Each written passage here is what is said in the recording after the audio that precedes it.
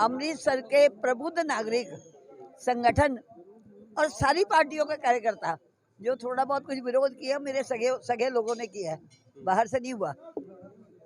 और हमारे संगठन का तो बहुत योगदान है, उनके बिना तो मैं कुछ भी नहीं हूँ, एक बिग जीरो हूँ उनके बिना। और सबसे बड़ी बात बजरंगबली, मैं घर बैठी थी, मुझे बुलाया गया कि रमेश जी के सामने कोई कागज भरने को तैयार नहीं है। मैंने कहा भाई अगर ये चुनौती है तो चुनौती मैं बजरंगबली जी की बेटी हूँ, ये चुनौती मैं स्वीकार करती हूँ। और वो चुनौती उन्होंने खुद ही रक्षा कर ली है। अभी तो चुनाव जीती हूँ, जिस दिन से कागज भरे थे उस दिन से मेरी आंखों के आगे आ रहा था कि दुर्गाना में क्या क्या करना है। मुझे लगता है यहाँ 12 से 18 घंटे रोज काम करना पड़ेगा, तब जाकर यहाँ की व्यवस्था ठीक होगी। पिछली कमेटी में क्या कमियां थी जो इस बार आपको चुना गया? देखो, सर्वगुण संपन्न कोई नहीं होता, कुछ कमियां सब में रहती हैं। मैं अब किसी की कमियां नहीं गिनाऊंगी। हम अच्छे से काम करें और पुरानी कमेटी के जो अच्छे लोग हैं उनका मैं सहयोग लूंगी। आज सुबह मैंने यहाँ आते ही जैसे पूर्व प्रधान रमेश जी मिले, उनकी बाजू पकड़ी, मैंने कहा हम मिलकर काम करेंगे, आप जीत गए तो मैं आपको सहयोग दूंगी, मैं जीत गई तो आपका सहयोग लूंगी। हर एक में कोई ना कोई गुण विशेषता है, हम लेंगे। अक्सर ईर्ष्या की भाव से किया जाता है, लेकिन आपने ये एक नया स्टेप किया है। सबको साथ लेंगे, हर व्यक्ति में कोई ना कोई गुण है, हम उनके अनुभव का लाभ लेंगे। विरोध कोई नहीं, उनकी लाइन जितनी बड़ी है हम उससे अपनी बड़ी लाइन करेंगे। समर्थन भी दिया है, वोट भी दिया है, साधु संतों ने भी दिया है। मैं सबकी धन्यवादी हूँ और सबकी उम्मीद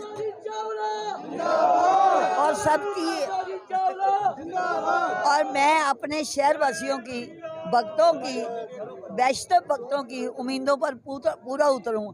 इसके लिए मैं रोज सुबह बजरंगबली से बल मांगूंगी, बुद्धि मांगूंगी, शक्ति मांगूंगी और मैं काम में लग जाऊंगी।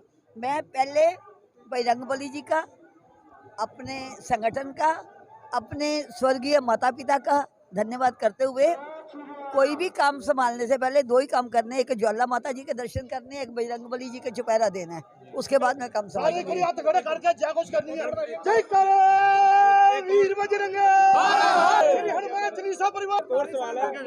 काफी ज्यादा खिलाफ क्रूर प्रचार किया गया थी, बहुत क्रूर प्रचार ऐसा है, जिसके पास जो होगा वही देगा।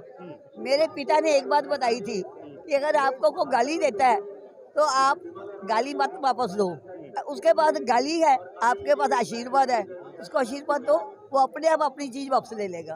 और कहा जाता था कि क्या प्रधान के उनके सामने, मुझे यही कौन नहीं खड़ा हो सकता? वो कह रहे थे कि उनके आगे तो देखो, बजरंगबली की दिया है, जब मुझे संगठन ने स्वास्थ्य मंत्री बनाया तो वैसे तो मैं बादल साहब का धन्यवाद करती हूँ।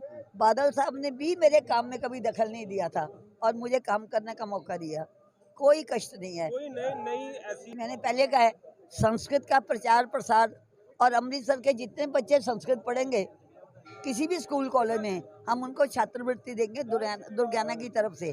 पहले मैं साधन देखूंगी ना, साधन क्या क्या है, नहीं तो अमृतसर की जनता से झोली पर आके मांगूंगी कि मुझे दो। और दूसरा, जो मेरा है, जो यहाँ श्री दुर्गाना तीर्थ के जितने भी कर्मचारी है वो गरीब आदमी है, बहुत थोड़ा वेतन मिलता है, बहुत शोषण होता है, उन सब के बच्चों की 12वीं तक की पढ़ाई की जिम्मेवारी दुर्गाना कमेटी लेगी। कोई आरोप नहीं, एक ही बात कही गई है कि 30 करोड़ जमा है तो ये आ गई है। मैंने तो ये पूछ रहे हैं कि जनता का पैसा 30 करोड़ एफडी क्यों बना? लोग हमें दान देते हैं काम के लिए, हम एफडी बना के उसकी ब्याज लेते जा रहे हैं, क्या मतलब है? और जिस बैंक में एफडी इतनी मोटी करते हैं उनसे लोग काम भी लेते हैं, इतना तो मुझे पता है। महिला के तौर पर आप क्या कहेंगे चुनाव में खास करके? देखो, 43 साल पहले इन्होंने कह दिया था तब की कमेटी ने कि हमारे सनातन धर्म में महिला को मंदिर कमेटी में लाना पाप है। तब मैंने कह दिया था कि फिर देवियों की पूजा हम करें, देवताओं की आप करो। जिस महिला को 43 साल पहले मेंबर नहीं बनने देते थे महिला होने के नाते, आज अमृतसर की जनता ने, प्रेजेंट कमेटी ने अध्यक्ष पद दिया है। जय श्री राम,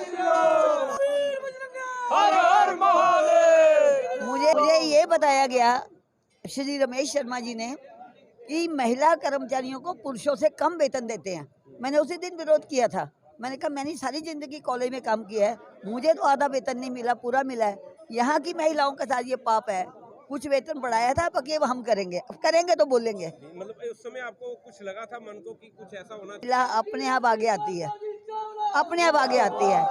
अगर चलती रहे, अगर ईश्वर ने मुझे लंबी उम्र दे दी तो इतने सालों बाद जिसके मंदिर के अंदर मुझे मेंबर नहीं बनने देते थे, आज शहर वालों ने मुझे उसकी अध्यक्ष बनाया है।